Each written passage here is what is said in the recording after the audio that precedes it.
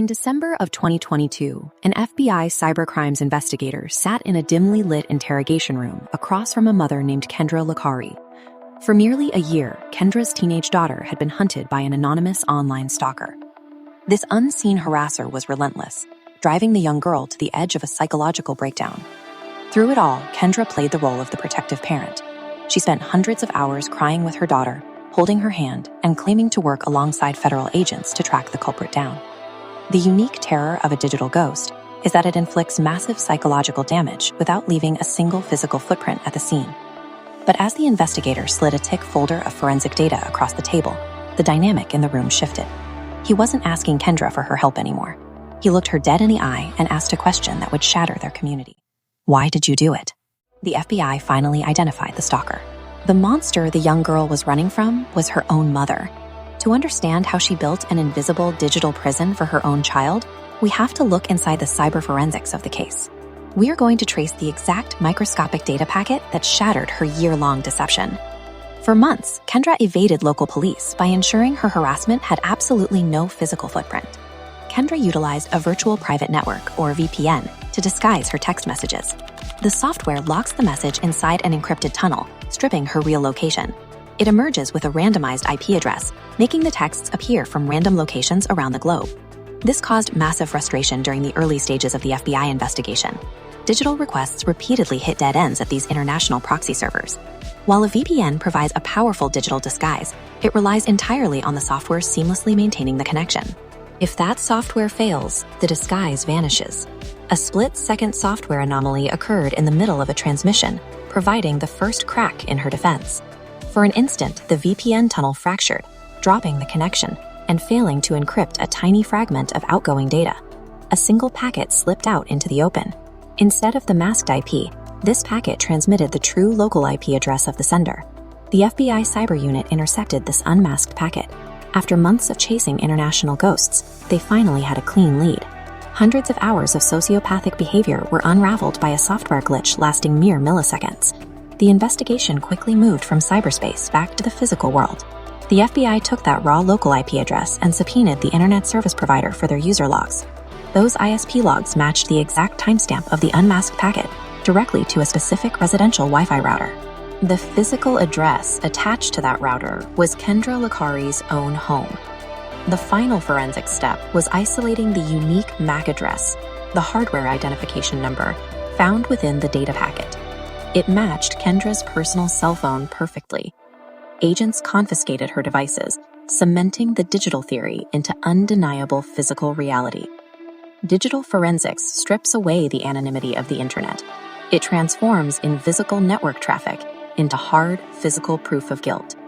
This brings us back to the interrogation room, where the data trail ends and the human reality sets in. The forensic data provides absolute certainty about the mechanics of the crime. It proves how she did it, but it cannot explain why. Kendra inflicted profound psychological damage on her daughter through an extreme modern form of Munchausen syndrome by proxy. The person holding your hand and comforting you can be the same person orchestrating the trauma. Hundreds of randomized, untraceable phone numbers, a relentless barrage of texts targeting local teenagers. The harassment campaign was a highly coordinated, ceaseless cyber operation. The perpetrator utilized spoofing and internet dialing services, or SIDS. These tools allow a user to generate bulk quantities of fake phone numbers on demand. Every time the victims attempted to block an abusive number, an automated script instantly generated a new one. The harassment never paused. To hide their physical tracks, the attacker added a secondary layer of obfuscation, virtual private networks, or VPNs. This map illustrates the intended illusion. To anyone analyzing the data traffic, the messages appeared to be originating from servers in Europe, Asia, and random states across America. Local law enforcement found themselves completely out of their depth. They had no names, zero physical evidence, and lacked the technical resources to pierce this level of digital armor. The victims were left entirely exposed in the physical world, while the predator hid behind a wall of code. That disparity paralyzed the local community with fear. Frustrated by months of dead ends, the school district and the victims' families escalated the case, calling in the FBI's cybercrimes unit. Federal investigators immediately changed tactics. They stopped looking at the unreadable content of the harassing texts and started mining the structural metadata surrounding them.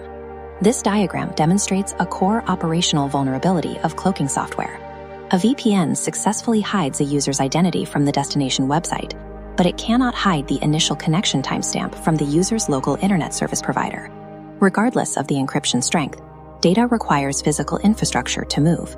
That physical infrastructure always leaves a visible structural pathway. Armed with subpoenas to tech companies and telecom providers, the FBI built a massive timeline. They charted the exact millisecond every single abusive text was sent over a 300-day period. Investigators cross-referenced their attack timeline against local internet traffic logs, hunting for anyone activating a VPN at those exact identical moments. The correlation destroyed the illusion. The timeline proved the attacks were not from overseas servers, but highly localized. Every single connection to the cloaking software initiated from just 2 physical places: the local school district's Wi-Fi network and a private residential router. Agents deployed advanced packet sniffing and network analysis tools, tracking the data packets directly to their physical source. The encrypted veil evaporated. The final step was identifying the hardware MAC address. This is the permanent, unique digital fingerprint built into every specific computer or phone. The FBI traced that unique fingerprint to a device belonging to Kendra Licari. She was a local basketball coach and the mother of the primary victim. The vast, supposedly international cyber attack was entirely orchestrated by a trusted guardian, sitting inside the victim's own home and school. Confronted with the airtight forensic network logs, Licari's fabricated narrative collapsed entirely. The investigation uncovered a deep layer of psychological manipulation. Licari had downloaded burner apps to build automated texting profiles, mimicking local teenage slang, and even simulated cyber attacks against herself to establish a fake digital alibi. In December 2022, faced with an unarguable mountain of compiled FBI forensics, Kendra Licari pleaded guilty to stalking a minor and obstruction of justice. She was sentenced to prison. This investigation provided a forensic proof of concept for local departments, demonstrating that even the most well-hidden digital predators leave a traceable trail in the physical infrastructure of the network. Sophisticated spoofing apps and complex encryption provide a false sense of security, but the physical infrastructure underlying the digital footprint always dictates the truth. How safe do you feel knowing how easily someone can hide behind a digital mask? Let me know in the comments if you find the FBI's network tracking methods fascinating or terrifying. Hit that like button, subscribe for more true crime tech breakdowns, and I'll see you in the next deep dive.